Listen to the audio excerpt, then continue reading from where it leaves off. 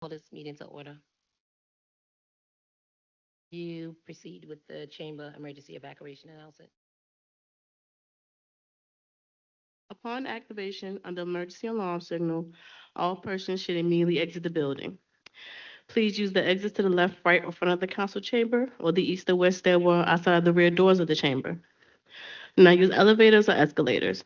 After exiting the building, security will direct everyone down Ninth Street to the assembly area located inside the former public safety building parking lot. Able persons should assist visually in hearing impaired visitors with exiting the building. Persons wishing to speak during the public comment period or public hearings are generally allowed 3 minutes to speak. Persons appearing before the committee are now allowed to campaign for public office, promote private business ventures, use language of a personal nature which assaults or demeans any person, including comments directed at public officials or staff members that are not related to their official duties, or addressing questions to staff members directly. All questions to be directed to the committee chair. Failure to adhere to the guidelines may result in speakers forfeiting any remaining time and further disciplinary action as necessary, which could include bar from attendance at future meetings of the committee for a period of 6 months. This concludes the announcement. Thank you, Madam Clerk. May we proceed with public comment? Is there anyone here that would like to speak about items not on today's agenda? Please approach the podium and state your name for the record. Good afternoon. My name is Rich Sauser. I'm a 40-year resident of the Bellevue neighborhood. I'm here today to raise some concerns about the process for the Fall Line multi-use trail through the city. I want to talk about the entire project, the 14 miles, estimated $380 million cost. It's one of the largest transportation projects in decades, yet this committee has had little or no involvement. The planning design has been broken into over a dozen discrete segments to be built over a period of years. In 2022, I asked the council to request a more detailed and comprehensive plan for the route through the city and potential costs, and yet here we are. When the first segment of the trail was funded in 2024, the plans were developed without the promised public input and with only 1 day's notice before it went to the Urban Design Committee. Approval of that segment and route and design did not go before this committee or the council as a whole.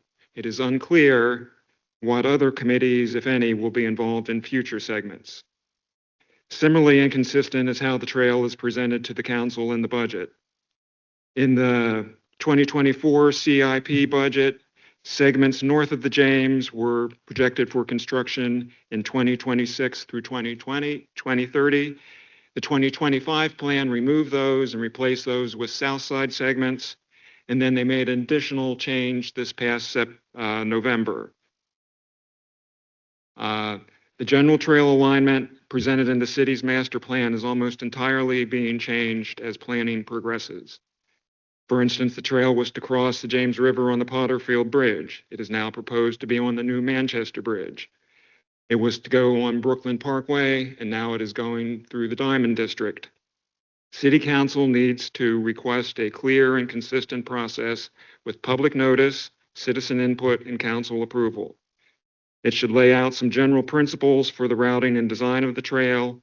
Is it the safest route and configuration for both users and others? There needs to be a more detailed plan for the entire route approved by the council before we 30 seconds.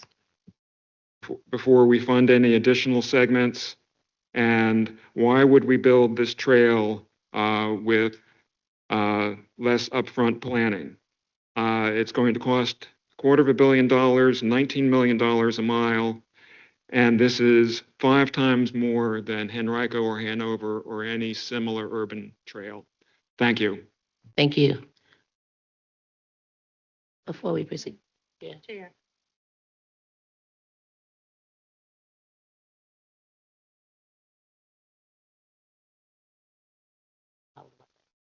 Good afternoon. I'm Martin Wegbright and a former member of the Affordable Housing Trust Fund Supervisory Board from 2018 to 2023. In 6 days, City Council is expected to pass Ordinance 2026-45, co-patroned by 6 council members and the mayor, This will create a new dedicated source of funding for the trust fund, which will total $62.8 million over the next 5 fiscal years, beginning with fiscal year 2027. Once enacted, the new law will expire after fiscal year 2031 unless the law and the funding are reauthorized no later than June 30th, 2031. The next 5 fiscal years results are critical to the long-term survival of the trust fund, the only affordable housing program in Richmond that has citizen oversight and requires 30% of its funding to serve the lowest income group at 30% of area median income. The trust fund provides gap funding to developers who are short of the monies for an affordable housing project. The trust fund has used grants/forgivable loans that do not have to be repaid as long as the housing remains affordable for the required period. A forgivable loan of $1 million truly represents a $1 million benefit toward housing that will remain affordable. Housing and Community Development is shifting to repayable loans to create a revolving loan fund.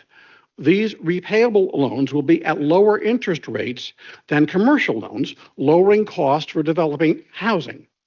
I appreciate the long and hard work of HCD, which is not inconsistent with voicing my concern. Repayable loans are unnecessary because of the influx of the $62.8 million over the next 5 fiscal years. Repayable loans also will reduce the amount of assistance to developers and may discourage affordable housing. For example, a $1 million commercial loan at 5% interest paid back over 10 years means $500,000 paid in interest. A $1 million repayable loan at 2% interest paid back over 10 years means $200,000 paid in interest. 30 seconds. That $1 million repayable loan represents only a $300,000 benefit toward housing, which will remain affordable only until the loan is fully repaid. Faced with a choice between repayable loans from the trust fund and forgivable loans from elsewhere, affordable housing developers might abandon the trust fund. This may jeopardize the trust fund's future success and reauthorization. And at a minimum, council should closely monitor whether the repayable loans are helpful or harmful. Thank you. Thank you, Mr. Wainwright. Madam Clerk, do we have any other folks signed up for public comment or online? Is there anyone here present today that would like to provide comment for items not on today's agenda? All right, and there was nobody that signed up prior to the 10 a.m. deadline to provide any comments virtually. Public comment period is now closed. Thank you. Can we move to? Yeah. Oh, I did want to give a note that we are looking into the trail presentation. We think it's the end of a couple of months later on down the line. We've asked to move it up. So thank you. Approval of the minutes. The minutes to be approved are from the November 18th, 2025, and the January 20th, 2026 Land Use, Housing, and Transportation Standing Committee meeting. If there are no amendments or corrections, then those minutes stand approved as presented. Those minutes have been approved. Thank you. We are going to move to the papers before the presentation. And I guess we can just start from the two at the top that we're going to put in the block. Item 1, ordinance 2026-039. To amend city code concerning definitions related to land use and development performance criteria and Chesapeake Bay preservation areas, and then concerning general performance criteria and criteria for resource protection areas for the purpose of aligning the city code with state law. Item 2, ordinance 2026-040, to amend city code concerning Richmond erosion and stormwater management program fees for the purpose of aligning such section with recent amendments to state law and regulations approved by the State Water Control Board. Those papers are before the committee. Hi, good afternoon. I'm Becky Roche with the Department of Public Utilities. As mentioned, the first item is to amend City Section Code Sections 14181, 14263, and 14264 to align revisions to the Chesapeake Bay Management Regulations. In 2021, the State Water Control Board adopted revised regulations, and the intent of this ordinance is to align with those revised regulations and also to maintain compliance with our Chesapeake Bay Preservation Ordinance. The second item on the list is to amend Section 14336 of the Code of the City concerning fees for the Richmond Erosion and Stormwater Management Regulation. In 2025, the State Water Control Board adopted revised regulations to amend the statewide fees, and this revision is to align the code with the state regulations.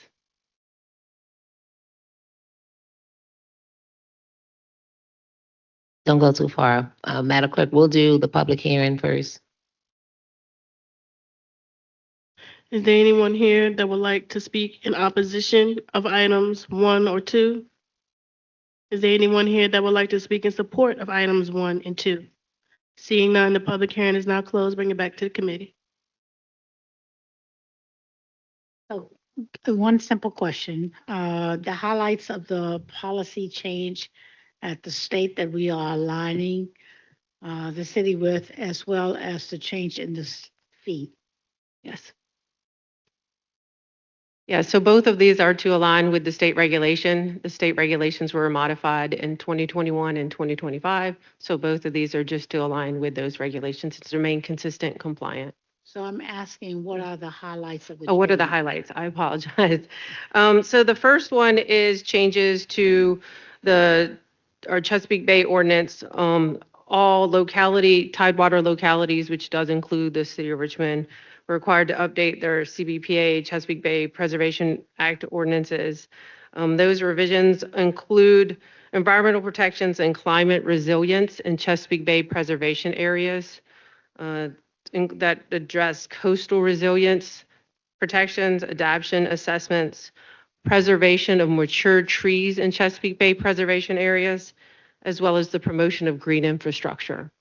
So it's primarily to adapt for climate resiliency within those flooding and Chesapeake Bay preservation areas. The statewide fees, the second one on the list is in the budget bill. The law required the Department of Environmental Quality to assess permit fees for the permits that we administer here in the city as part of our program.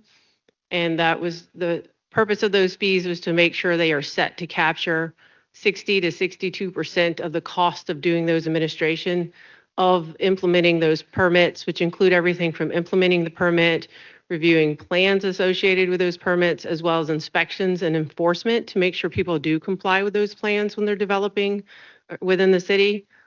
And they resulted in an increase in those fees, of which, again, we administer those permits and we collect those fees and are required to give the state back a portion of those fees, since it technically is a state permit that we administer. So the question is, this legislation will bring us in alignment with the state requirements. Reports as it relates to the city, or any changes in the fees based on the assessments that are being done. Is that information going to be made available to us as well? The report to assess the fees was all part of a program done by the State Water Control Board when they set the fees. So the State Water Control Board in the regulation, the Erosion Sediment Control Management Regulation, sets those permit fees. And then we are required, as a part of our program, to implement our erosion and stormwater management program to administer those permits. So it's technically a statewide permit. It's a general permit. They submit the application to the city. We obtain the fee, and we are required to give the state a portion.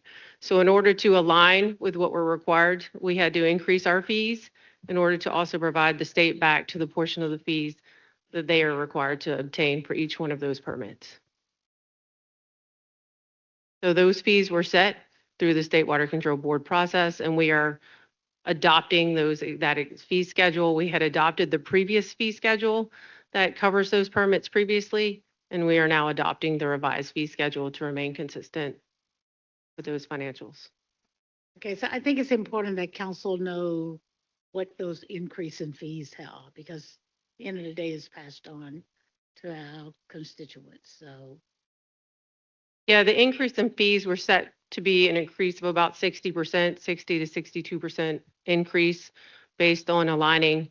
That was the state budget bill directed the Department of Environmental Quality that they could be no less than 60% of the cost of administration and no more than 62%.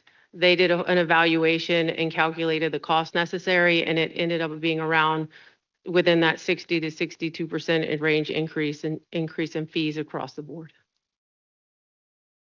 Okay, so do I get a dollar amount from you, or do I get a dollar amount from the budget office? Whoever does the collection? In the pack, I can provide you the fee That's what schedule I'm asking. regulation if That's that's what I'm what would asking help. for. Yes, That's what I'm asking. Yeah, You don't we have can to give it provide to that. me now, but I would like to know what that is. absolutely. Thank you. Yeah, we do have that fee schedule that we can provide, and we can give a markup that shows the old one to the new one. All righty. Thank you very much. Thank you.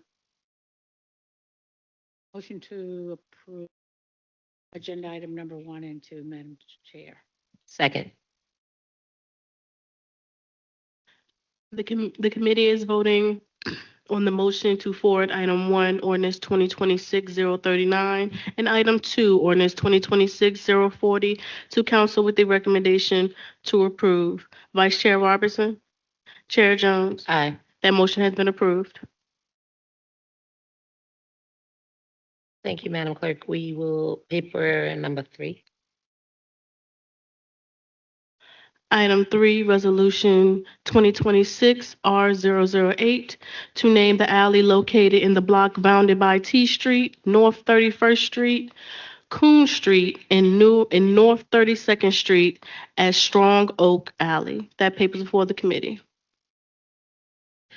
Is anyone here to speak to this paper? Oh.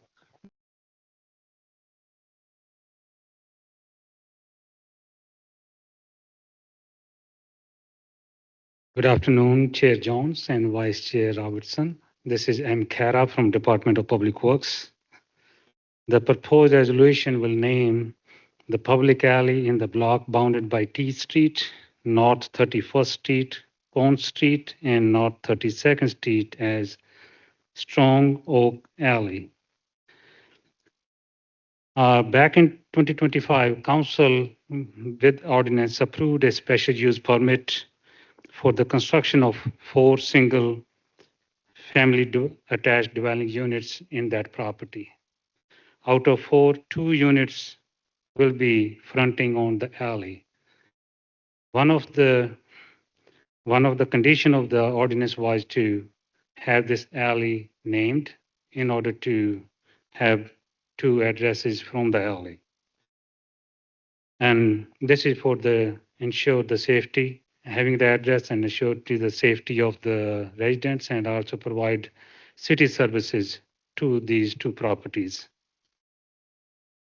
The criteria and the guidelines that are required by City Code Section 87 to 810 for the naming of alleys or streets have been met and satisfies, and applicant will be responsible for all the cost associated with the naming for fabrication and installing the signs by Public Works.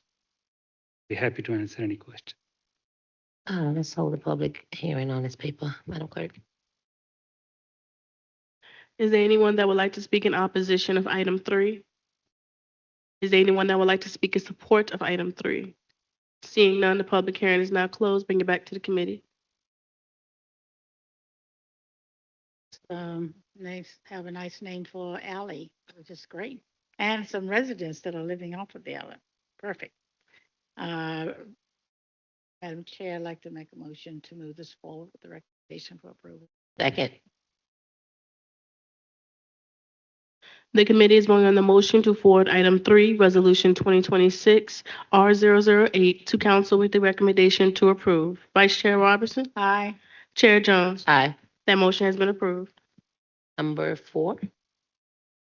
Item 4, Resolution 2026-R010, to express the City Council support for and request the Commonwealth Transportation Board to provide funding for the city's Smart Scale Round 7 candidate projects for 2026. That paper is before the committee. Is there anyone from the administration to speak to this paper?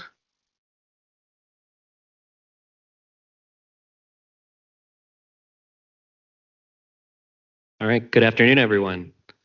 Madam Chair, Madam Vice Chair, Daniel Wagner, newly formed Department of Transportation, happy to speak on item number 4.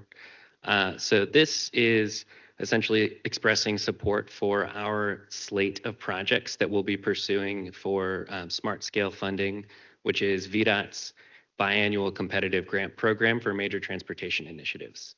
Essentially, folks across the Commonwealth, localities, as well as some of the regional bodies like Plan RVA will compete against each other for transportation funding. The pot of funding this year is looking like it's going to be upwards of $800 million. And we submit some very lengthy application proposals in order to fund those major transportation needs. As I mentioned before, this is a biannual application process. It's a very, very extensive process. This is early on where we're requesting support from the governing body in order to begin our applications. So we have a deadline of April 1st to submit our pre-applications to the Virginia Department of Transportation, which is that very high level goal of what we're trying to accomplish with each of these projects. They'll go through that eligibility screening, and then we will submit a final application in August after a great deal of collaboration with our partners at VDOT across the region, as well as internally to City Hall. So the slate of projects that we've developed, there's 10 that were afforded by the Department of Transportation at the state, is a reflection of a lot of ongoing engagement that's been happening through Richmond Connects. It's through analysis of our high injury street network, which I'm sure you've heard us talk about at great length over the past few years, really finding what are our greatest safety needs and how can we best address them, and where we have major funding issues because there's such expensive projects as well. So this is our first foray into this process. Happy to take any questions y'all may have, but we also sent in advance that project list for your perusal, but happy to speak on anything at this time. Madam Clerk, we can do a public hearing on this paper. Don't go too far, Mr. Wagner. Is there anyone that would like to speak in opposition of item 4? Is there anyone that would like to speak in support of item 4? Oh, opposition? Position. All right. Please state your name for the record. Rich Sauser. Based on my preliminary comments, you might guess that I've been following some of these transportation projects somewhat closely over the years as they've been proposed. So it's a little confusing as to at what point in the request for funds do these come for public input and evaluation of whether they are a wise use of funds. For instance, the bus rapid transit. I've been at several meetings with GRTC, and their justification for it is very lacking. $300 million total projected budget and a $9 million annual operating budget. And their justification is based on half the ridership that is normally recommended for such a dedicated bus lane project. And then similarly, the Diamond District, as I mentioned with the Fall Line Trail, we need to look at the Diamond District transportation study as a whole. There are 3 separate projects in this budget request related to the Diamond District. And, I think you would want to look at how transportation works throughout the entire Diamond District area. There is no bridge over Hermitage in the plan. The plan, as submitted in the budget request, will remove lanes of traffic on Hermitage. Not Hermitage, but on Arthur Ashe Boulevard when the Diamond District Transportation Plan calls for an increase in traffic. So there's a lot of concerning details. Fall Line Trail, Diamond District, looking at the entire projects as a whole, as opposed to these discrete individual budget requests that I think require in-depth analysis, steady public input, looking at the pros and the cons and whether this is a wise use of the city's limited transportation and infrastructure funds. Thank you. Thank you, Mrs. Hawes. Is there anyone that would like to speak in support of item 4? Seeing none, the public hearing is now closed. Bring it back to the committee. Mr. Wagner,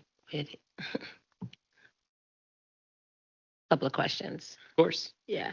So my first question is, I know that we approved some smart scale projects hmm a couple of meetings back. That is for 2025 funding, because you said that this is for 2026, correct? Correct. So actually, the nature of smart scale is we're looking at the out years. So think the funding for these projects actually won't become available till 2032, 2033. So this is a very lengthy process. So if you approve funding more recently, that's probably a project that's getting closer to actual construction.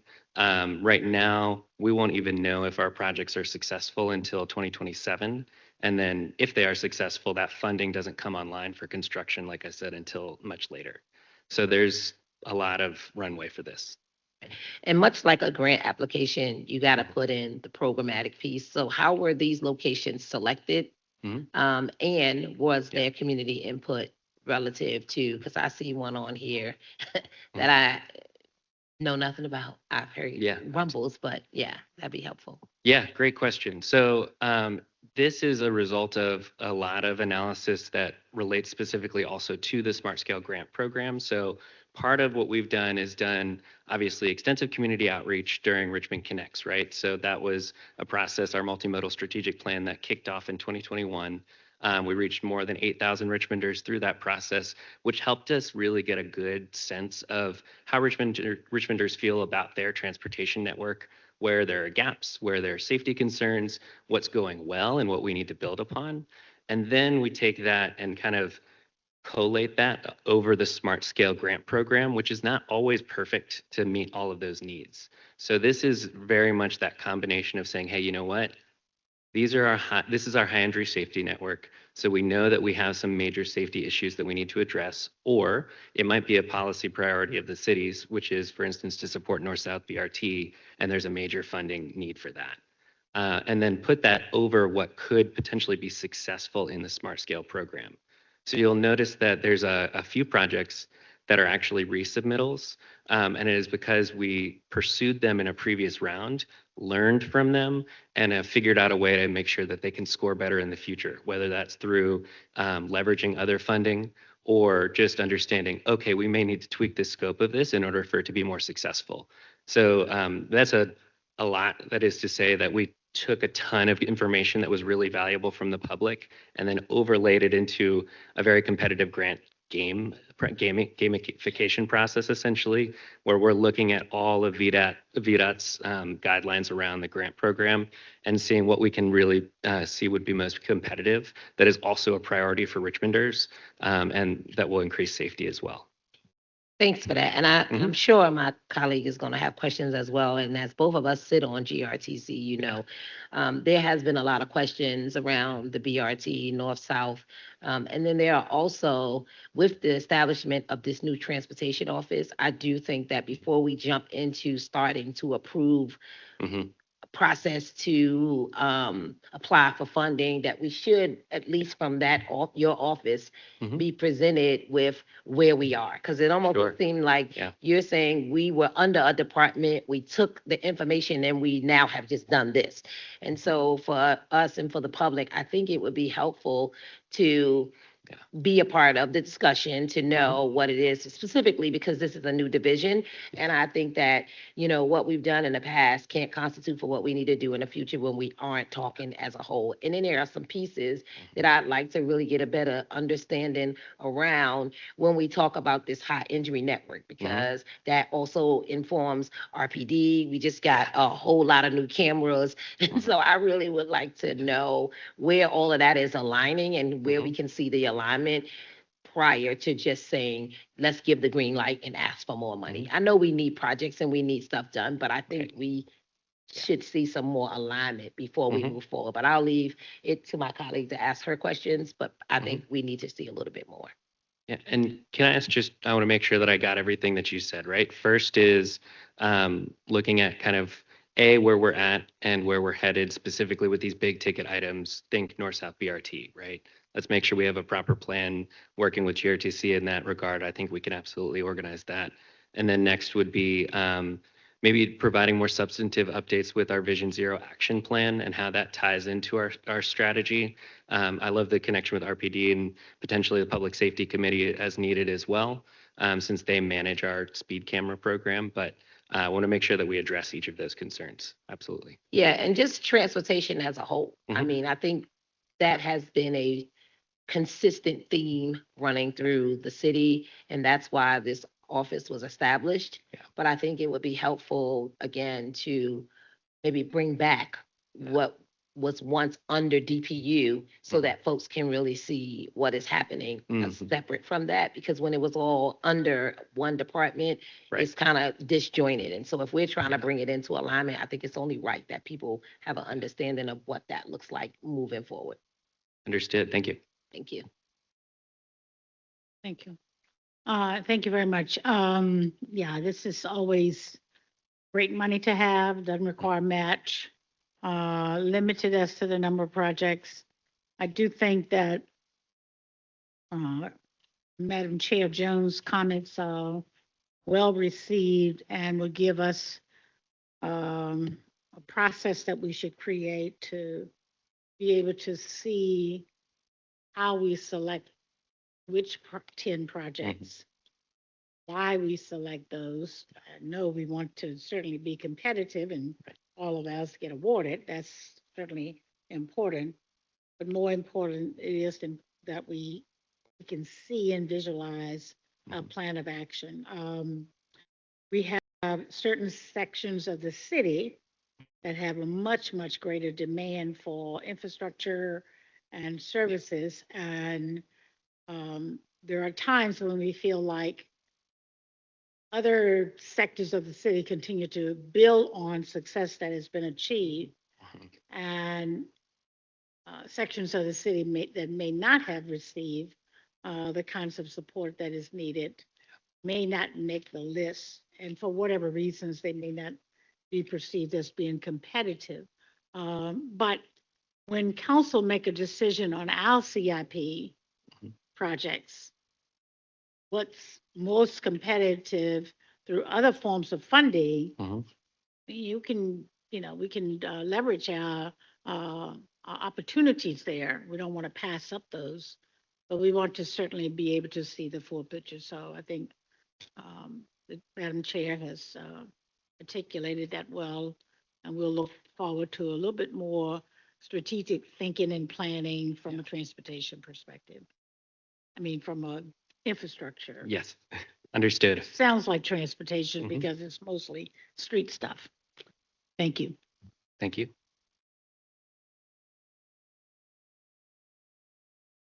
Move forward with a recommendation for the administration to submit these competitive application, Madam Chair. Second. The committee is voting on the motion to forward item 4, resolution 2026 R010 to council with the recommendation to approve. Vice Chair Robertson, Aye. Chair Jones. Aye. That motion has been approved. Item numbers 5. Item 5, resolution 2026 R009 to designate the property known as 4611 Walmsley Boulevard as a revitalization area. That paper is before the committee.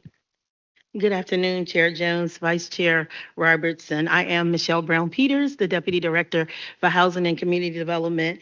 The resolution that you are considering this afternoon is to designate the property at 4611 Walmsley Boulevard as a revitalization area so that the very experienced developer can pursue Virginia housing financing. Links Venture is the developer. It's going to be 219 units.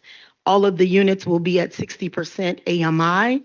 It's a $64 million investment, and you have 115 one-bedroom units, 89 two-bedroom units, and 15 3-bedroom units. And so we're asking that you would favorably vote to allow Links Venture to pursue financing through Virginia Housing and designate this property in a revitalization area. I'm happy to answer any questions that you may have. We'll do a public hearing on this first, Miss. Is there anyone that would like to speak in opposition to item 5? Is there anyone that would like to speak in support of item 5? Seeing none, the public hearing is now closed. Bring it back to the committee.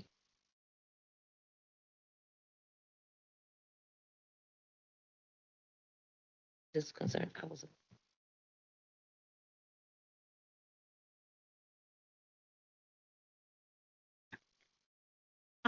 Ms. Peters.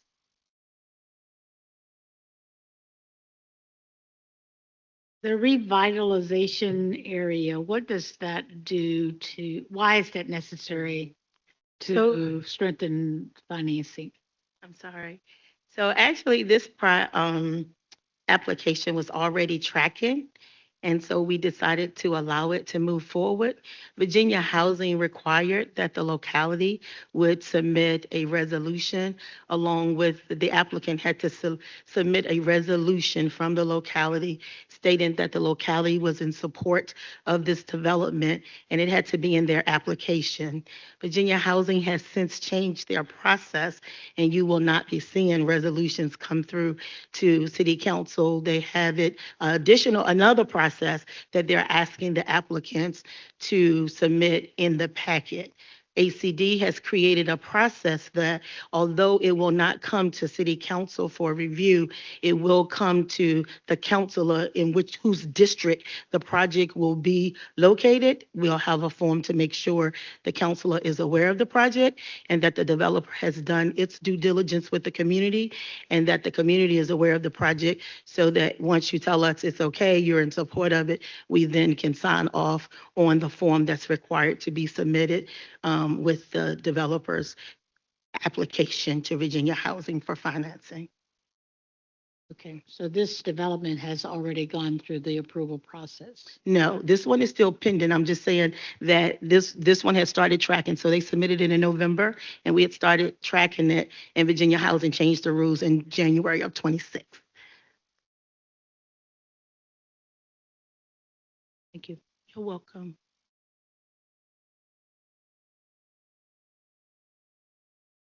Thank you, Ms. Peters. You're welcome. Thank you.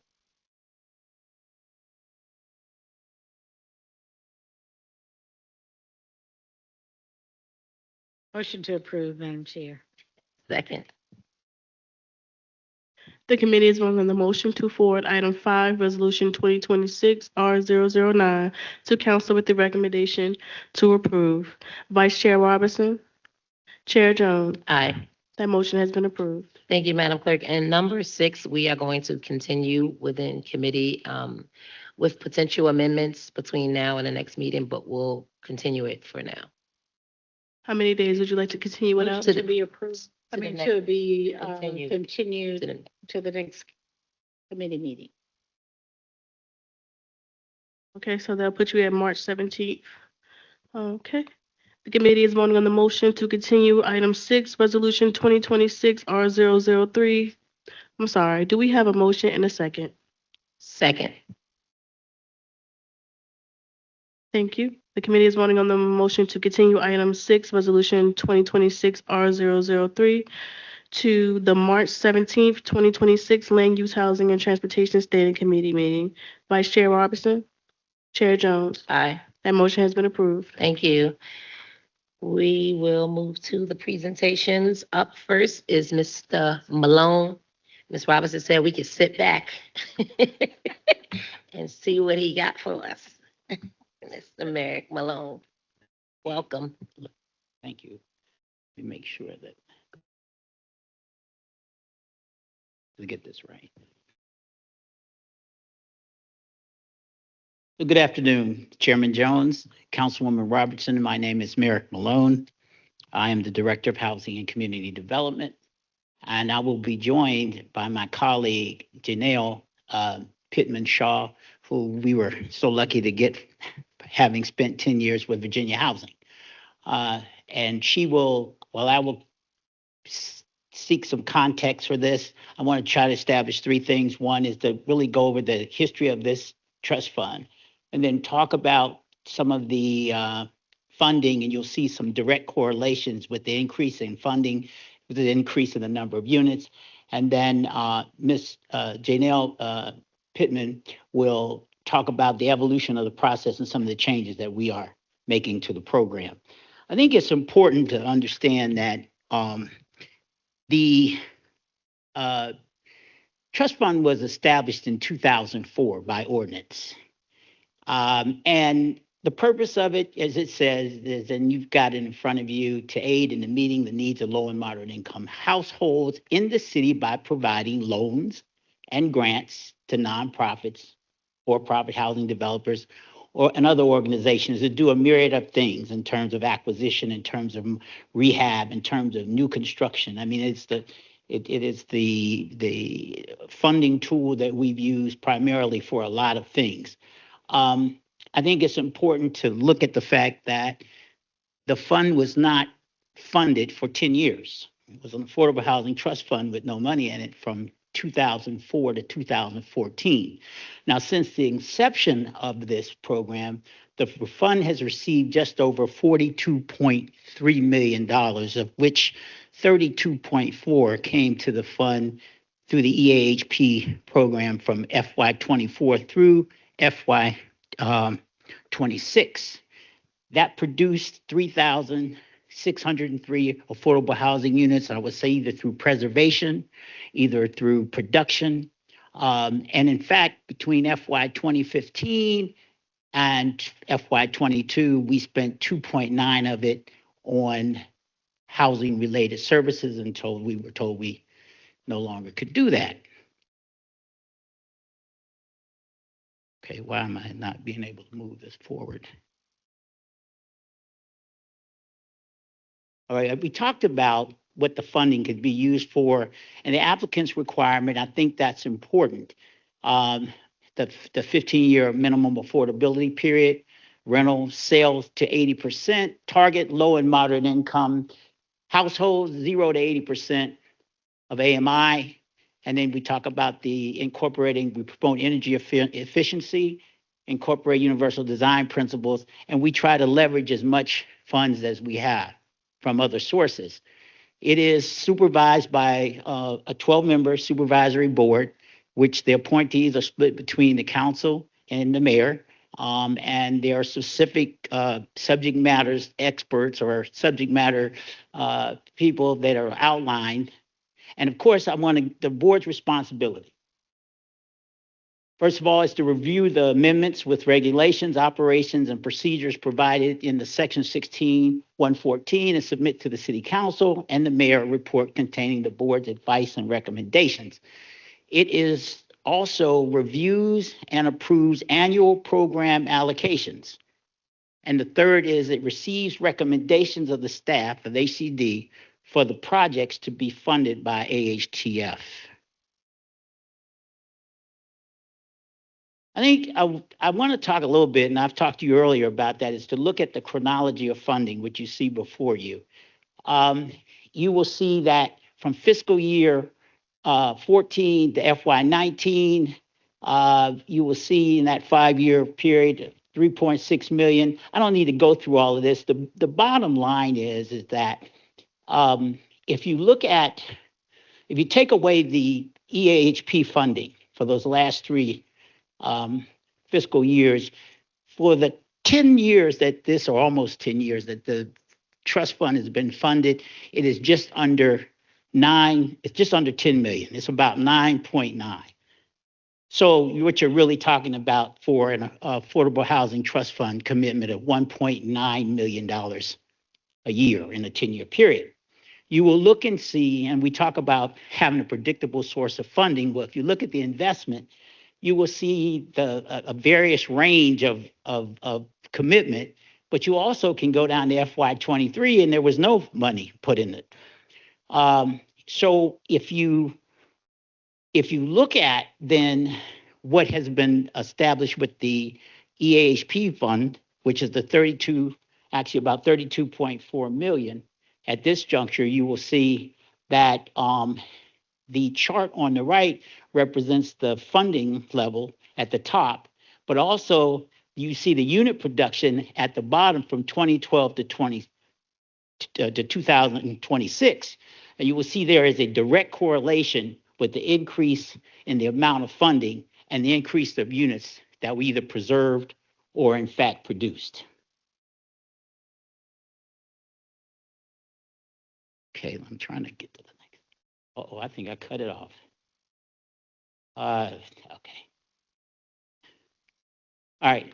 So as I mentioned, that 3,603 units were since its exception had been developed. And what you have to do is kind of break that down. Before the 2024, which we had EAHP funding over that course of 10 years, we produced 1,313 units, preserved or produced. And you see, including those under those categories on the left. Post 20, from fiscal year 24 through 26, we have 2,290 units of that 3,603. So in that 10-year period, we had 1,313. And then just in the last 3 years, you're talking about in the pipeline moving forward of 2,290, either preserved or produced. And these are the kind of investments we have made in some of the with using some of the trust fund. I think we've done a myriad of different kinds of things in our Healthy Homes program, to new construction, to rehabilitation. Just to give you some idea of some of the work and some of the investment that's been made. I think at this point, I want to talk about I'm going to have my colleague Janelle come up and talk about some of the challenges with the reduction of 30% AMI and the realities of the financial realities of it. Janelle? Good afternoon, everybody. I'm Janelle Pittman-Shaw. I'm the Affordable Housing Trust Fund Program Manager. Happy to be here.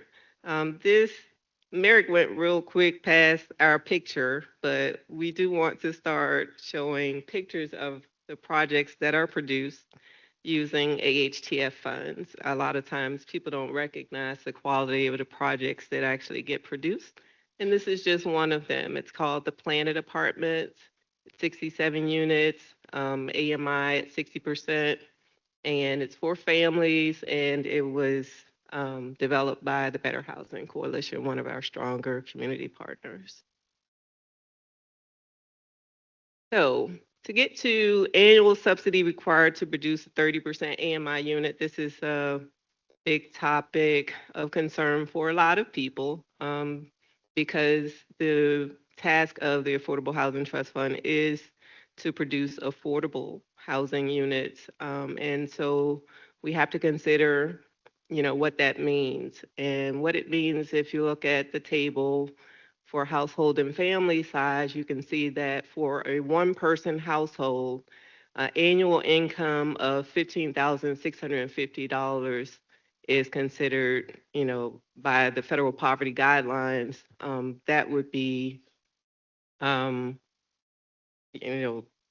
that's what low income looks like. And if you have low income, then that means you have less money to pay towards rent. So a household at 30% AMI has very little income, meaning there's very little money they can use towards rent. And according to HUD, the 30% AMI for one person in the Richmond area is $23,850. So even, by the federal poverty guidelines, the $15,650 is much less than that. And then even if we look at the annual income for Richmond government has a minimum wage of $20 per hour. That is not the City of Richmond minimum wage, by the way. City of Richmond minimum wage is going to be based on the Virginia state minimum wage, which right now is lower than $15 an hour, but there is discussion to get it to $15 an hour in another year or two. But either way, if you look at the current minimum wage of $12.77, you can see that if a person works 40 hours a week, the maximum income, the gross income is $26,562. That's a full-time working person making what the minimum wage is right now. That's a low-income resident. And then 41,600, you can see this would be a low or moderate income resident as well, even at the maximum wage of $20 an hour. This table is expanded version of what I just finished discussing. It shows household size from 1 through 9 people and bedroom sizes from 0 to 6 or efficiency unit all the way up to 6 bedrooms. We hardly ever see 4, well, 5 and 6 for sure. But you can see that a rent, 30% rent, all the way over to the 80% rent levels.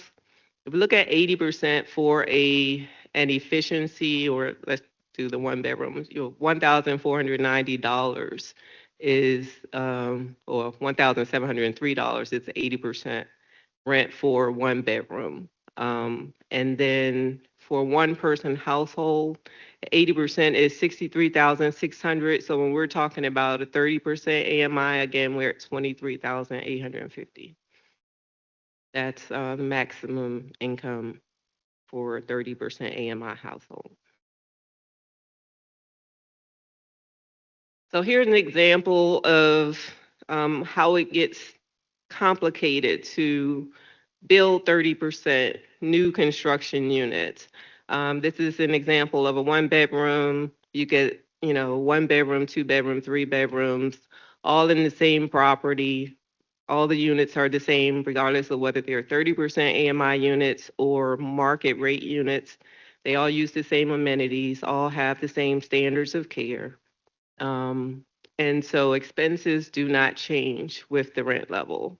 So in this example, if you take the $1,145 that it costs to maintain this unit, and it's split up among mortgage interest, property taxes, insurance, management, repairs, maintenance, owner paid utilities, it's $1,145 to maintain this unit.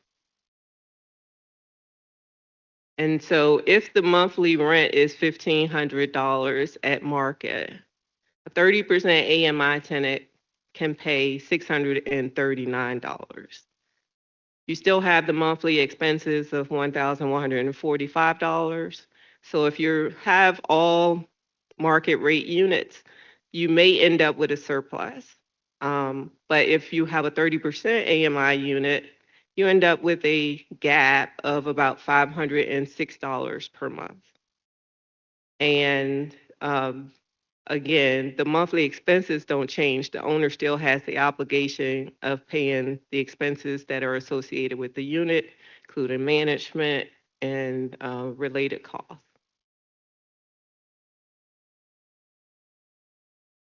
So if we're looking at the monthly operating gap of $506 per unit, the annual subsidy that would be needed for this 1-bedroom unit example would be $506 over 12 months. That would be $6,072 for a year. And over 30 years, you're looking at an operating subsidy of over $180,000.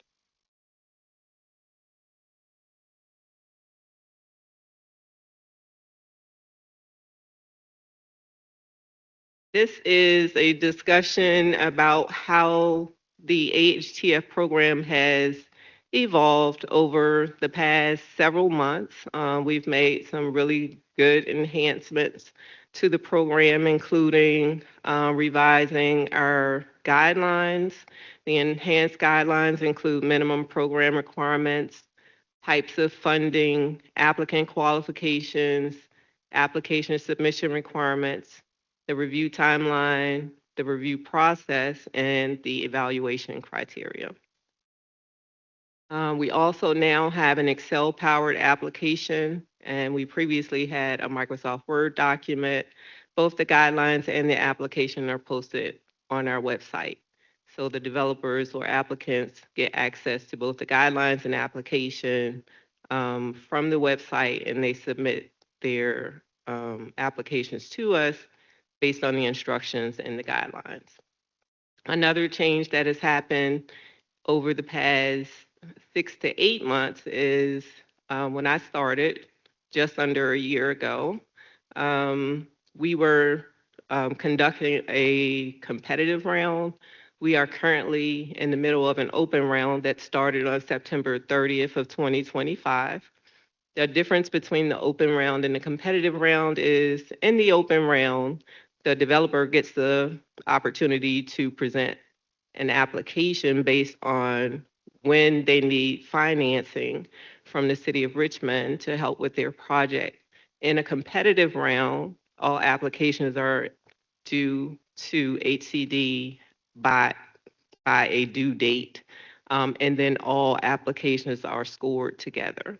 As an open round, each application stands on its own and is still judged by, all applications are still judged by the same criteria, but it's not in competition with other projects, which tend not to be identical anyway.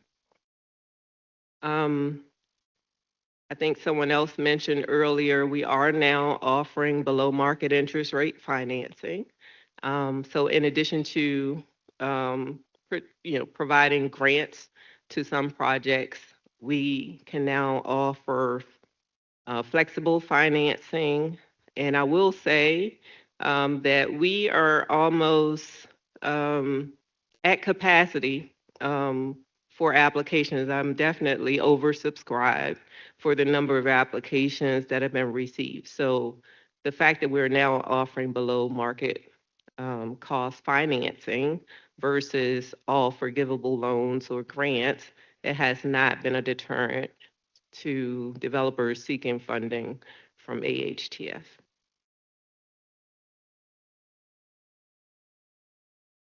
And this is kind of an example of that short-term below market rate financing. We broke it out so that they can understand exactly where in their project, in the life cycle of the project, they can use the funding.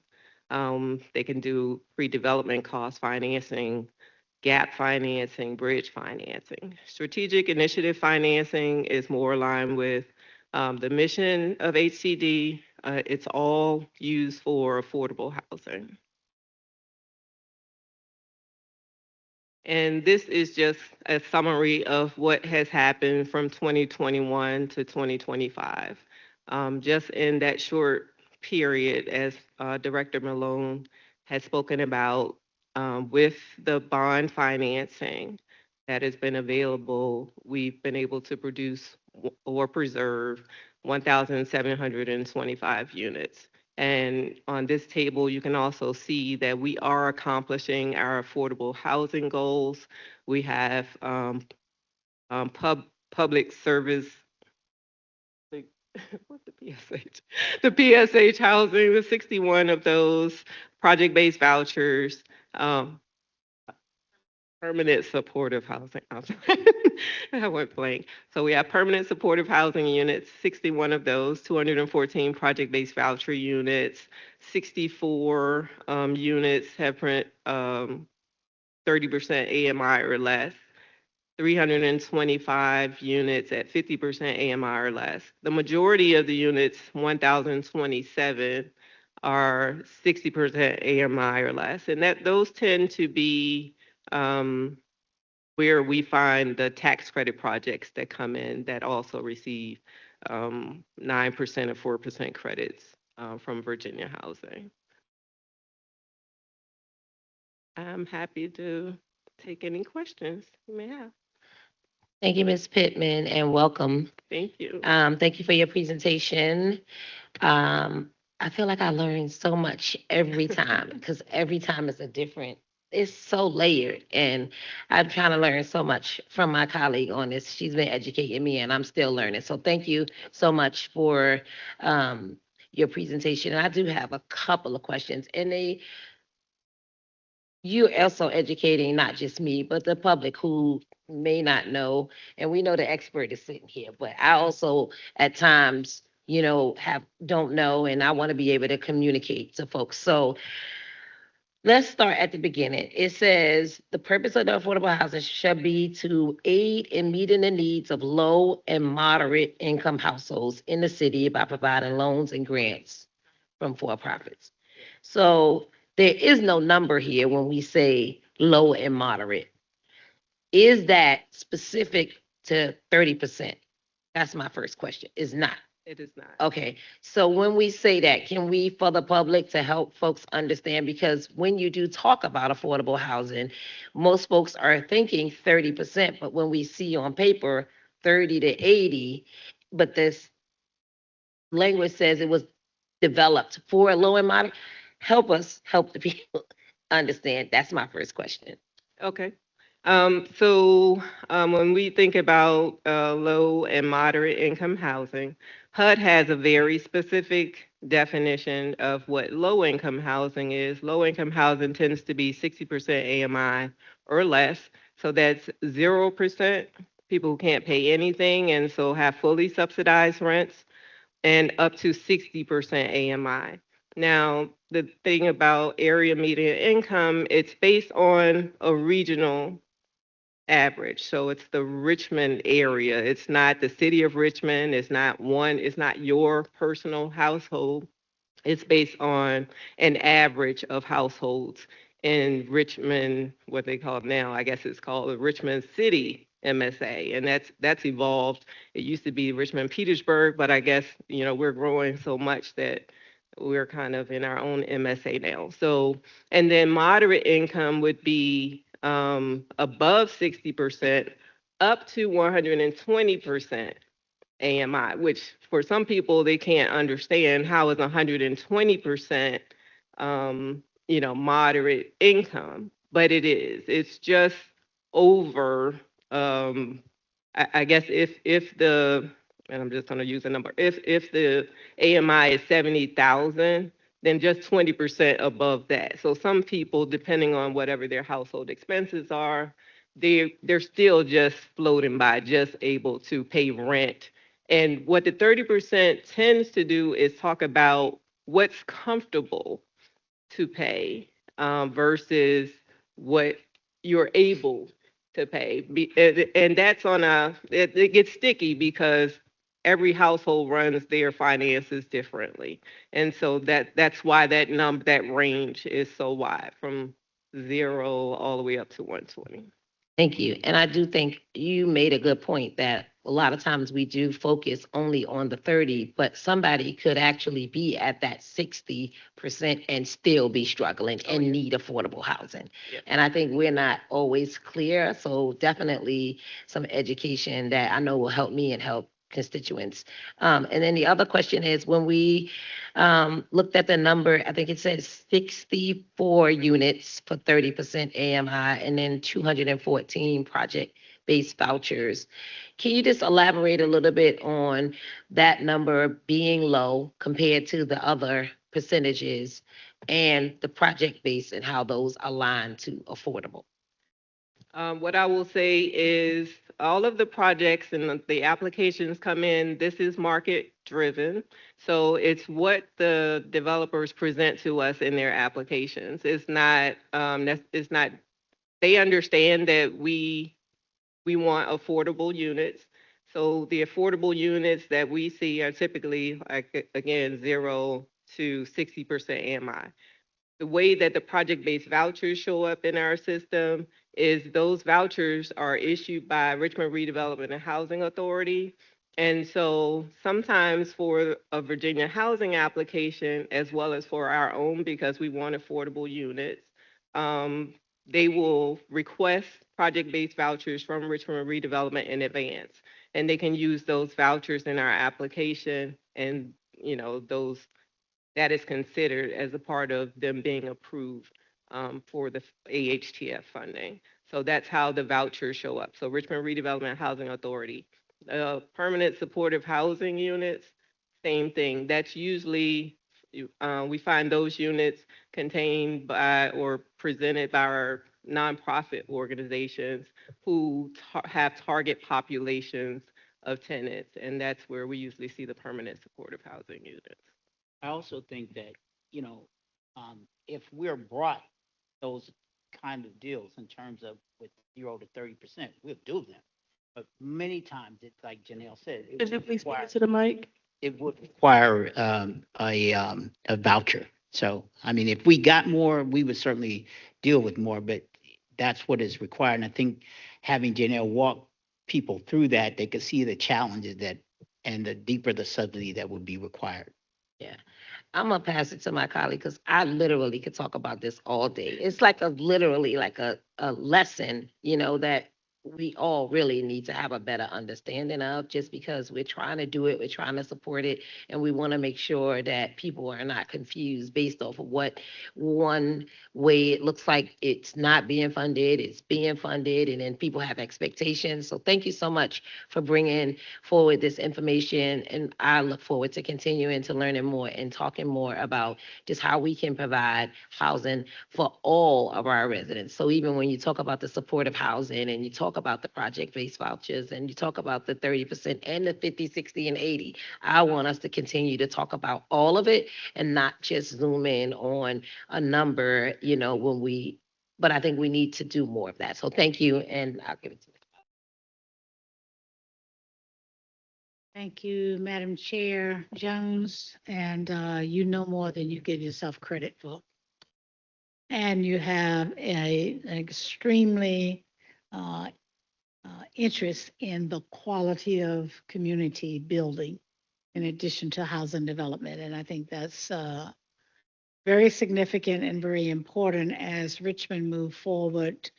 I want to congratulate the staff on the work that you've done in the past, most recent years, and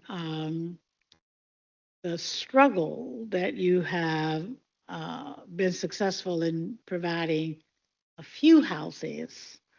I think I probably was the lead patron on the ordinance that created the Affordable Housing Trust Fund in 2004.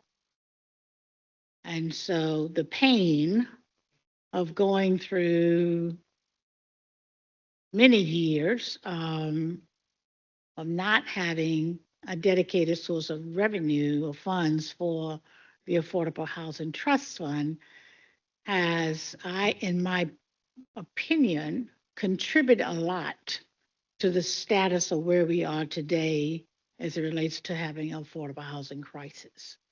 And I think it's important that we recognize the fact that, unfortunately, COVID was the first infusion of $10 million in the city of Richmond for affordable housing. That's a heck of a price to pay to get funding at yet still a minimum of $10 million, but significant for the city of Richmond. And so that price was pretty heavy to pay. That's a price that we never want to have to pay again to get to $10 million for affordable housing. Secondly, we were not excited about borrowing $10 million a year. We would much rather prefer not to have a debt as it relates to this, in as much that part of the greatest challenge that we are having with affordable housing is the cost. But I want to say that decision was not made absent-minded. It was intentionally made to rapidly infuse funds, the continuation from the 20 million that we received over the 2 years from the funding that was secondary to COVID, to keep that momentum going and not break the cycle and go into that slump that we had been in for 10 years prior to, and maybe a little bit more than 10 years. So as a constant, the result of that is the reason why we are able, and you all have successfully made it possible for the city to attract the development community and also all of the other programmatic and other decisions that had to be made to make affordable housing happen. And for those that don't always understand it, the layers of funding that every developer that comes to this city has to recruit. Many of it is competitive funding, financing. The nonprofits do a heck of a job in raising additional grant money in order to cover the gap. So the cost differential that you shared, or what it costs to operate a unit, is the cost, period. 180%, 120%, 80%, 30%. Somebody has to fill that gap if we are going to provide affordable housing. And that's why, and I want to give credit also to our friends that sometimes give us a real challenge as it relates to 30% housing and remind us all the time of that. And the work that they have done voluntarily to provide information and data as it relates to affordable housing trust funds. We're making great progress. I am hopeful that the legislation that is before the council next Monday will permanently designate a source of funding at a predictable level, that we can continue the momentum that we are going. It does have a provision for evaluation, and so I want to strongly encourage you to be very accurate with your data.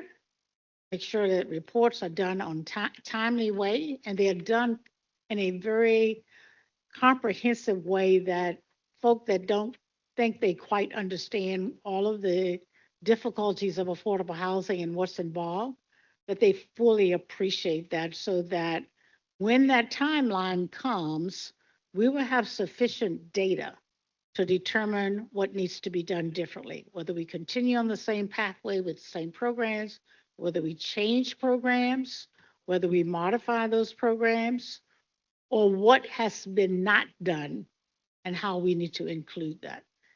I have told my colleagues, if we think 4 years that this crisis is going to be over, I will say to you, unless you continue an affordable housing trust fund that has a dedicated source of funding, we will make progress out of this crisis. With the absence of it, we will slide back just as quickly, because people's salaries are not going up. And I want to see us align ourselves not only with trying to reduce the cost so that someone at 30% area median income we can build a house to that cost, but we need to invest in job development, career development, and give people an opportunity to earn more and to position themselves to be able to afford more.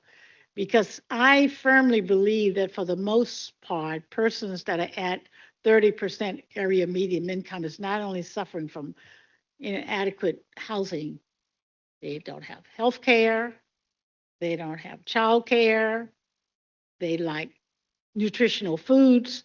So I feel very strongly that those persons really don't want to stay at 30% area median income. And we want to use 30% area median income for housing as a benchmark, as a springboard to move people to a different level. And we need more than just the housing departments of city working together to help get people from that income level to for me, the median income of the city is somewhere close to 65,000. if we are doing a good job in reducing poverty, that should be the benchmark that we're striving for as a minimum. And until the Office of Community Wealth Building and the City of Richmond Poverty Initiative work in hand in glove with you guys to get people to that level, we will not be as successful getting out of the crisis that we're in. So be encouraged. Thank you for the work that you're doing. I like the diversity of thoughts that you're thinking about. I like the idea of the diversity of programming that we're looking at that will help us in the process. With the dedicated source of revenue, we hope that we will provide you with a security of predictability, and therefore we can do much, much better programming and planning to reach our goals. Thank you, Madam Chair. Thank you so much. Thank you. Thank you. All righty. I love these deep discussions like this. Is so important. But Director Vonk up next for an update on property maintenance and code enforcement, my favorite topic.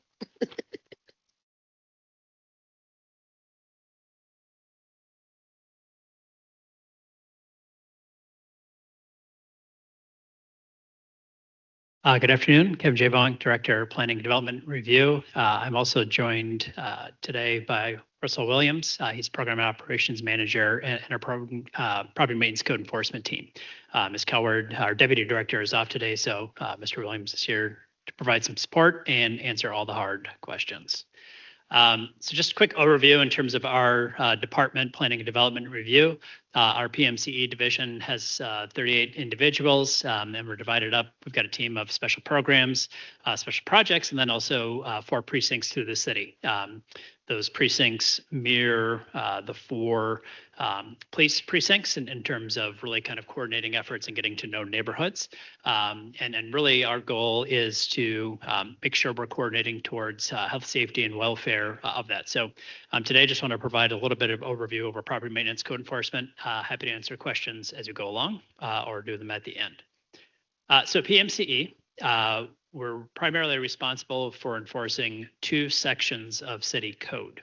The first is Chapter 5, which refers to the building code. We follow the Code of Virginia building code, which is based under the U.S. building code. And so you'll see things like the first picture that deals with defective maintenance, and then the second picture where we actually deal with situations that are unsafe. So when you go around and you see that bright orange tag on a building, usually it comes from that second picture, which is it's unfit to be in. Then we also deal with Chapter 11, which is our environmental section of code, and so dealing with certain nuisances. And so here we deal with tall grass and weeds in the third picture, and then the fourth is accumulation of trash. So in 2025, I'll look back at last year, we created over 7,300 new code cases. Of that, resulted in over 4,300 notices of violation, including 1,300 for defective maintenance, 2,500 environmental, and then 415 unsafe structures. So a look across the city, where do we issue those notices of violation?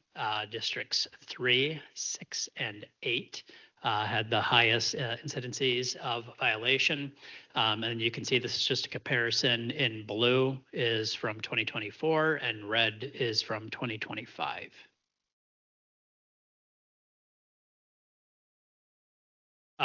During last year, we also closed 7,200 cases. We got 4,500 compliant, 2,400 cases, no violation was observed. I think it's important to also, discuss that building code is a minimum standard. And so minimum does not always mean aesthetically pleasing or delightful. And so there may be some cases, again, that may not look great, but that they still meet building code. Again, with tall vegetation, grasses, and weeds, 12 inches. It's pretty high, but that's the code. And so just sometimes we'll go out and we'll not see that violation. We also have a handful, I'll say, of non-compliant cases. These are ones where we, I'll say, maybe struggle to get in contact with property owners or somebody responsible for property, or ones that make their way or are currently in the court system. We also abated over 100 properties. So abatement means making it safe again. So vacant buildings, sometimes we'll go in and do boarding. And then for environmental, we'll go cut the grass, take out the weeds, pick up the trash accumulation. We spent $35,000 last year on contractors. That money gets assessed to the property. So although we're paying for it with the contractor, it does get recouped through the collection of taxes and or when the property is sold.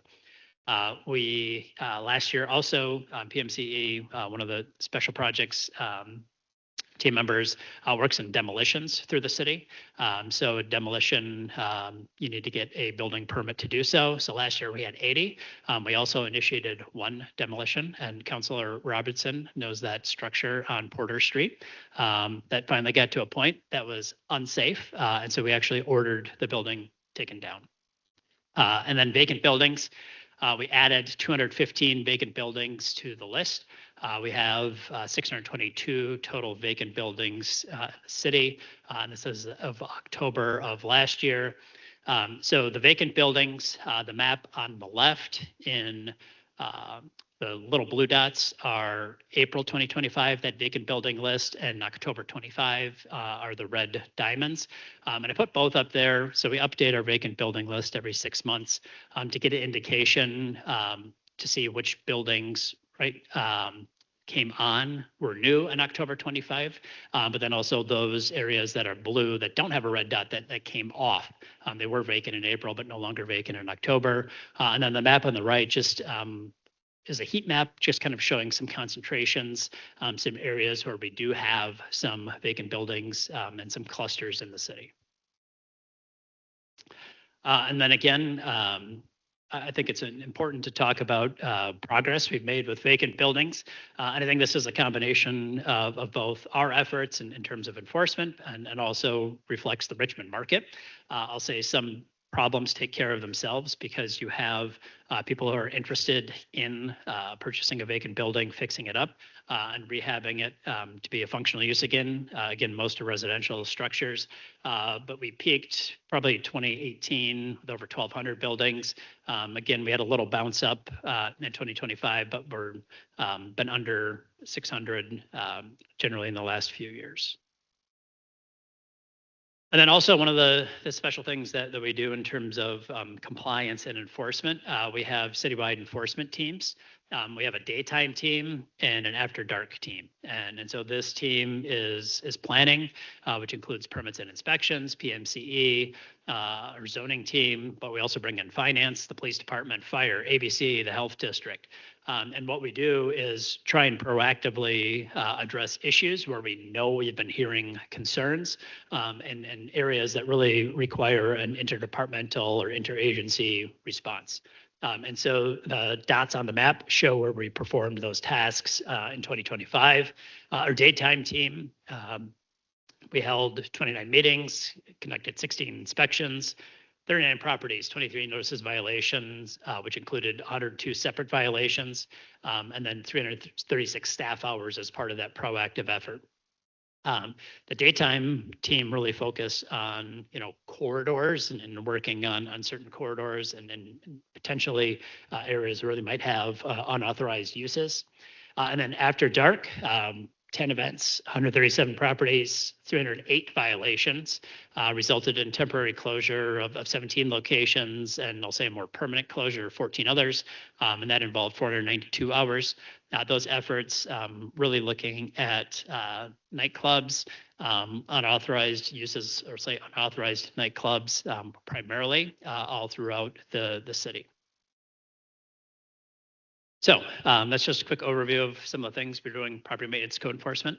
Glad to answer any questions you have.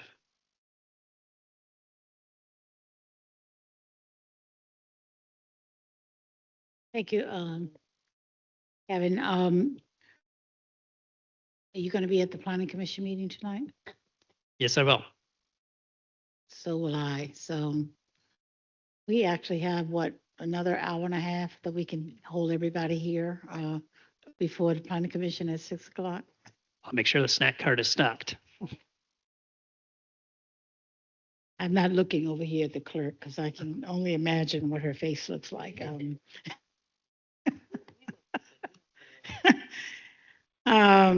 So I guess the only question, thank you for the work that you all are doing and because I've been around a while, I know how this map is not the map that we would like to be looking at, but it is a hell of a lot of improvement compared to where we have been in the city. And so, there are a lot of folk that are very interested in investing in the city and making change in the city and becoming property owners in the city, and that are doing a really, really good job. And the work that code enforcement has had to do over the years and continue to have to do is may provide the stick, but it also draws the carrot. So thank you very much for the work that has been done. When we think about the occupied units that are not within code, that is a major concern as it relates to the rental inspection program that we are in the process of creating our operational policies and procedures. How does the information that you currently have from code inspections give you more insight as to potential target areas or demands that, based on the condition of the cases that you get, that we should be taking any of this information from the relationship to code violation in consideration as it relates to the decisions we make for rental inspection? Sure. I think in this area with occupied structures, residential structures, we're often faced, I'll say, with the most difficult choices we have to make in terms of enforcement. I think, on one hand, we never want to unhouse anyone, right, or see anybody unhoused. And I think our inspectors do a good job of, I'll say, identifying, specifically what's wrong. And that orange placard comes out, marking unsafe, like really only as a last resort. If there's ways to say like, hey, this portion of the building is safe and can be occupied, our goal is always to keep it open. In the same vein, our inspectors, we always say, like, we also can't unsee things, and it's not right to allow somebody to stay in a residence or a premise, right, that is unsafe. Because if something happens that night, we just can't be held responsible for that or put somebody in that position. So I think, and I've been working with DCO Ebert on this, along with Ms. Coward, is working on, I'll say, protocol for rental inspection districts. The best case is that now that we have a rental inspection ordinance on the books, the best case is that council never has to create a district, because we're able to, I'll say, use that as a stick to get landlords to proactively take action ahead of time. Now, maybe there might be a case where we do have to use it, but I do think in some of our complexes where we've had more significant issues, our team has worked with the on-site management on a few things. One is, if they are having issues that are of significant concern, to make sure in their inventory that they keep a few units open. So that is, if we go in and have a finding that, yep, this is uninhabitable, while that person may just be displaced from their unit, they're at least able to go to another unit in that same complex. And then either be in that new unit or hopefully go back to that unit, so they're not at least displaced from their neighborhood and the community. So that is one thing I think putting together the program, looking at, how do you kind of keep some slack or supply open to allow for that if that were to happen. But then, secondly, really trying to understand from, property owners, like what it takes to have, kind of proactive maintenance things in place so that you don't get to these points. And really, working with them to show, how you keep yourself out of building code trouble by dealing with small things, right? There's a handful of things that, if addressed early, water is a good one. Like letting that go unchecked usually can lead to something pretty dramatic later on. So just trying to understand, if you have limited resources or limited budget, what are the proper things to focus on so that you don't end up in that area where you're, created unhoused. So I think with that is, and I said in talking with DCO Ebert, is trying to figure out, that process it takes in terms of if we are to, I'll say, right, two things. One, council has a resolution that says they want to create a rental inspection district, or two, we're presented with a petition of signatures from tenants that say, hey, we want to be put in this. What does that process look like so that we're doing our research, we're doing our outreach with the property owner, with the management, with the tenants, so that we can come to you with some informed or with a good body of information to make a good decision. And hopefully by the time we get here, we could say that the property owner is already making strides or doing some things to work on things. But if not, we still have that option of moving into that inspection district. So, again, a big part of our role is that education and compliance. And so getting that ahead of time is something that we really work towards. Great, thank you. Mhm. Appreciate the interaction and collaboration. My understanding is that we are looking at a revision to our affordable housing or our housing plan for the city of Richmond. I think at some point it would be good to get an outline of what is going to be in that master plan revision for housing for the city, and to see how these different services related to housing working together to synergize the outcome of strategies that we put in place, and how we can intentional create priority programming zones, whatever, to achieve visionary outcomes that needs to be accomplished. Because I do think that, that right hand, left hand, knowing what the right hand, left hand is doing, whether it's code enforcement, eviction, existing homeowner repairs, infrastructure where infrastructure is not available, and other kinds of amenities that we talk about building quality communities. So I'm hopeful that as we move forward with the revision of the plan, that it's not a housing plan as much as it is a building quality community plans, and housing may be the primary fundamental block of what that plan consists of.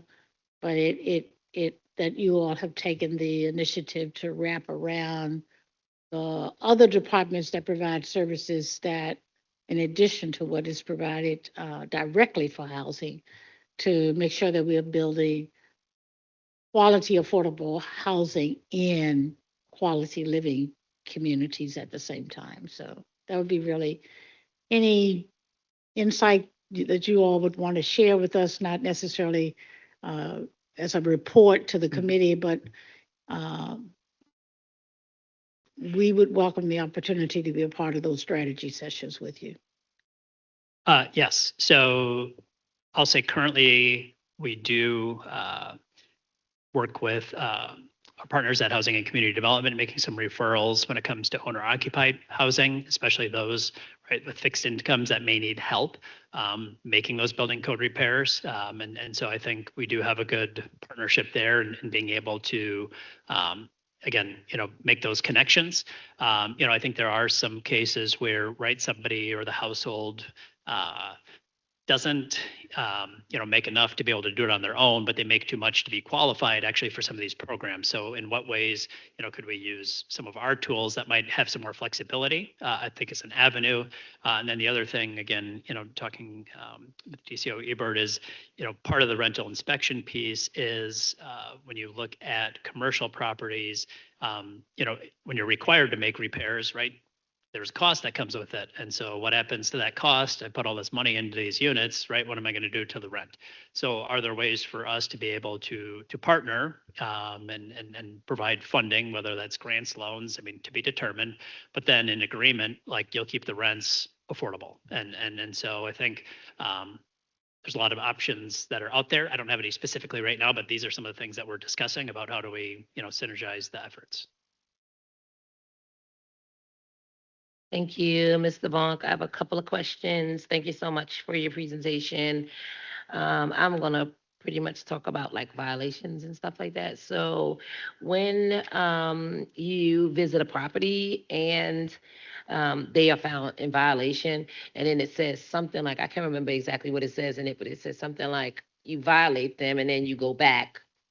How many times is a property revisited before they either come into compliance or, like, what are we looking for? So like I come, I violate you. I say I'm going to come back and check again. I come back, I check again. I got to violate you again. How many, can you talk a little bit about that? Sure.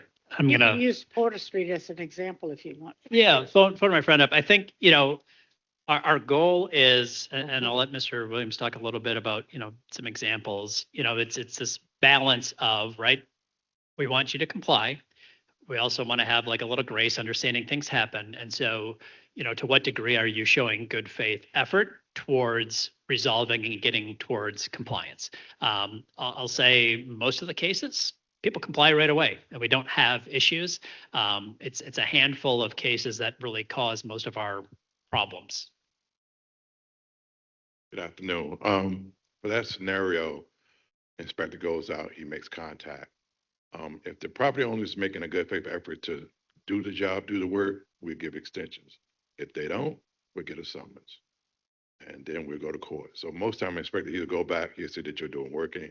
You ask for an extension, you might have to get a contractor, you might have to get another bid because we can't do any financial harm to the property owner. Mhm. And so as long as you're doing work, we're giving an extension. But those that don't, we issue a summons and we go to court. So essentially is if you violate them and you say you come back and it looks as though they're doing the work, you may give them another opportunity to come back. They have to communicate with the inspector. Got Mr. Smith, he's gonna come, he's gonna do the work. It might be another week out, we'll give an extension. It's a communication point. We just don't see that you're doing work. The property owner has to communicate with the inspector that, I'm doing the work. Mr. Smith, he's gonna come, he's gonna work on my fence, he's gonna work on my gutter, and we see that going down the road. But if we don't get that communication, we have the summons component. So there's communication, but there's essentially no timeline. So like you're not 30 days, 45 days. It depends on the violation and how serious it is, because some violations you might have to get a contractor. Some you can just go into the hardware store and maybe get premise ID to put your address up. So it's a case by case. It's not cookie cut. Where it's severe, defective maintenance, or some other things, we're going to give you some time as long as we see you working. But some things can be simple, and we know some property owners know that we are busy and we don't come around like we should. But when we do come around and you're not working, there's a summons component. Yeah, I guess what I'm trying to get at is there a way though to create some kind of program? Because I think it's loose right now, and I understand what you're saying in terms of. We have vegetation is 48 hours, defective maintenance is 14 days, NOPS is 7 days. So we do have a timeline. So if that timeline is not met, we get a summons. If that timeline and we see you're working, we'll submit an extension. So it seems like you got one that's really particular? No, I don't have one that's really particular. I'm asking one because it's a presentation and it's questions, and this is not new to the city. We know that we've had issues, so I'm just asking for clarity and for clarification. I'm not asking for specifics. Okay. And to educate the people, because like that was my next question. How are we, what public outreach or education are we using about these programs as well as, whatever other methods that we're using when it comes to like homes and property? Could you please state your name and title for the record, sir? Russell Williams, Operation Manager. Thank you. Just one more thing on the previous question. I think one of the other things, we also work with the city attorney's office before we go to the summons, because we want to make sure we have a really good case before we go to a judge.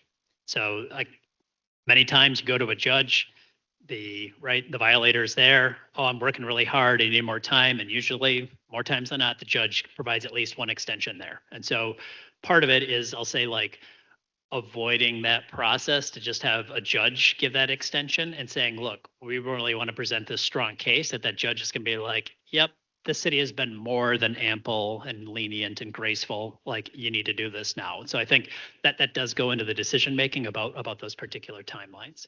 I think part of the education, I will say from a more formal perspective, we're go out to organizations that want to hear from us. We're probably, at least the administration is due for updating our Good Neighbor Guide that talks about, all the things, your responsibilities as being a citizen and that you need to do, and citing out parts of the code section.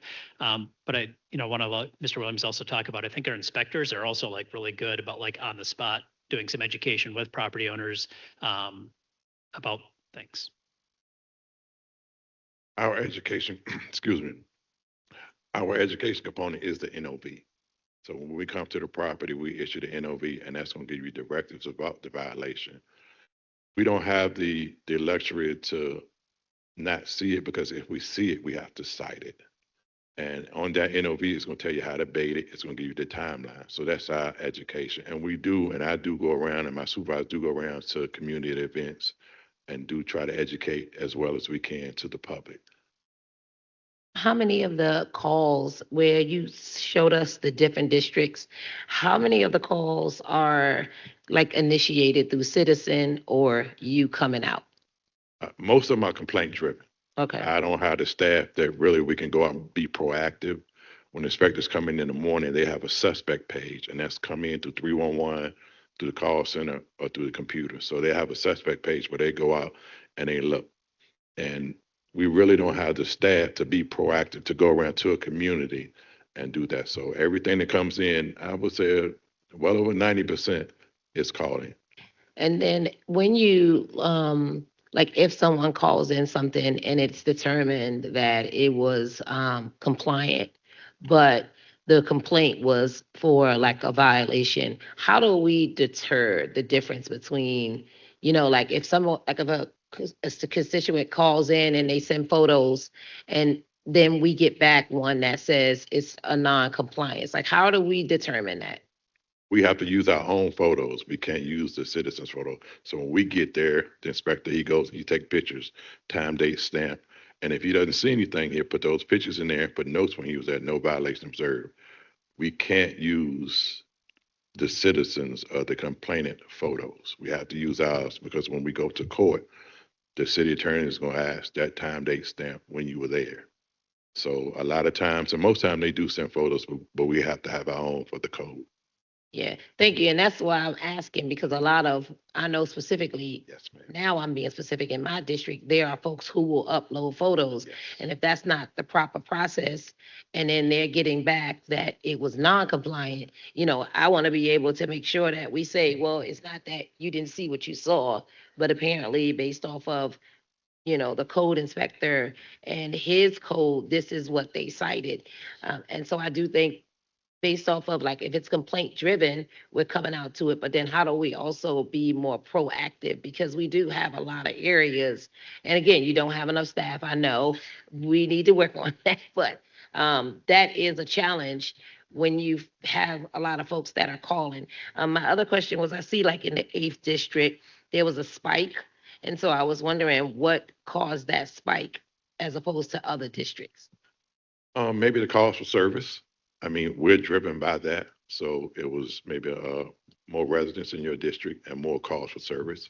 Mhm. Like I said, that's how our inspectors are driven, through the suspects that they get in for calls for service. But Ms. Robinson is looking, I feel the heat on the back of my neck, so it's coming from over there. But I do have a few more questions, but I'll follow up afterwards. Again, the question is not to like be specific, it's how do we get better and how do we also want to make sure that we're giving people the right information. Like I think you named about our neighborhood something guide, like do we know when we plan on updating that and when we'll be able to like distribute that to neighbors? And is it one that we can get in like both English and Spanish? I know we need some work with Spanish, so The good neighbor guide. the good neighbor, you said. We have a good neighbor guide. It is available in English and Spanish. It's got our former mayor on it, so it's updated now. But most of the codes still are the same. I think it's just would need to be updated throughout. And just talking with the administration in terms of ultimately, right, because it covers all sections of code, we'll be responsible for that. Just, one more piece on education. I think one of the challenges we have is our software system doesn't talk well with 311. And so sometimes you get a 311 case and they'll look and say, hey, it's closed. Be like, no, it's not closed. And what happens is it closes in 311, moves over to EnerGov and gets a new tracking number through EnerGov. We are in the process of implementing new software right now with the goal that those systems will better talk with each other, like 311. Again, to provide some information to that resident that submits the complaint so they can get it back in the same instance they submitted, so they know, right, what happened to it. Either there was no violation found or, there was a violation, so they get some understanding of, right, what that response was that, and ultimately, like, we went out and looked at it. That doesn't feel like, oh, it just kind of got dropped or forgotten. So should we be going off of what's in EnerGov and not necessarily the 311? Because we do get Yes. a lot of 311s that are closed. And it's like, the people are like, well, wait a minute. And then, so we should be informing them of the update status based on what's in EnerGov, correct? Okay. Yes. Well, I'll send my other questions along. Thank you very much. Thank you.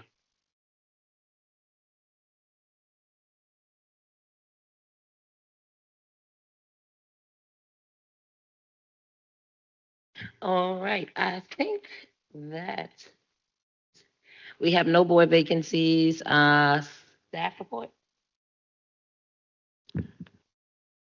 We've compiled the report that you have and distributed to you. If there are any questions, please let us know. Well, we don't have any questions right now, but we do want to say before we close out, we want to thank Mr. Steve Taylor, who has been the staff for our Land Use and Housing Transportation Committee forever. And he'll be moving to officially covering public safety. And we want to introduce Miss Sophie, tell me your last name again. McGinney. Sophie McGinney, who will be taking over and working with staff and the administration for land use and transportation. So welcome and thank you, Steve, for all that you've done to help us and help us move along on land use, all your expertise and all that good stuff. So with that, we have, if there's no other business, this meeting is adjourned. Thank you.